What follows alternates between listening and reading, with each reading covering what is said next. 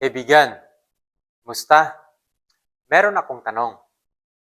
Paano nga ba maging matagumpay ang pamumuhay bilang isang Kristiyano? Si Jesus ay may malinaw na pagpapahayag sa Mateo 7, versikulo 1. Huwag humatol upang hindi kayo mahatulan. Dito ay nagpapaalala si Jesus na huwag husgahan ang iba ayon sa ating sariling pamantayan. Husgahan ang kanilang mga motibo na parang nababasa natin ang kanilang mga puso. Sapagkat kung anong paghatol ang ihatol mo sa iba, ay gayon din naman ang ihatol sa iyo.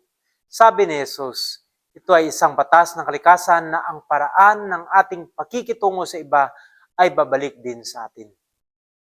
Sa kabutihan man o sa kasamaan.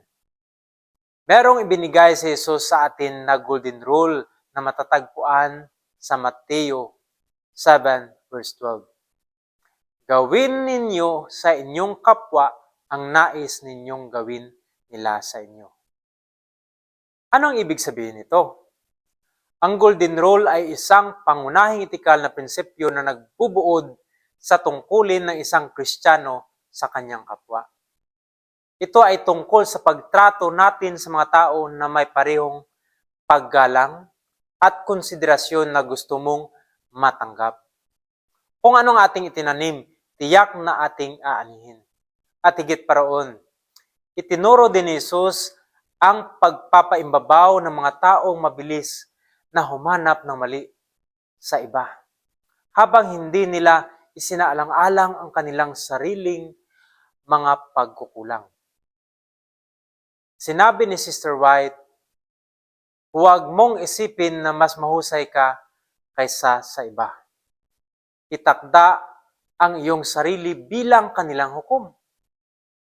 Dahil hindi mo matukoy ang motibo, hindi mo kayang husgahan ang iba. Sa pagpuna sa kanyang ikaw ay kabahagi ni Satanas, ang tagapagsumbong sa mga kapatid. Sabi ng Panginoon, suriin ninyo ang inyong sarili. Kung kayo ay nasa pananampalataya, patunayan ang iyong sarili. Ito ang ating gawain. Tagasuri mismo ng ating sarili. Kung hahatulan natin ang ating sarili, hindi na tayo dapat hahatulan. Kahit si Jesus, kaibigan, hindi pinilit ang sinuman na sundin siya. Gusto lamang niya na ilapit ang bawat isa sa pamagitan ng pag-ibig. Subalit ang ilan ay walang pagnanais na tumakas sa pagkaalipin ng kasalanan.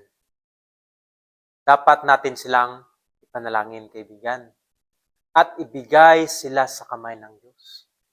Inanyayahan tayo ni Jesus na lumapit sa Kanya na may bukas at taos-pusong may paniniwala at pananampalataya na kaya niya ang lahat ng bagay dahil lahat ay posible sa Kanya.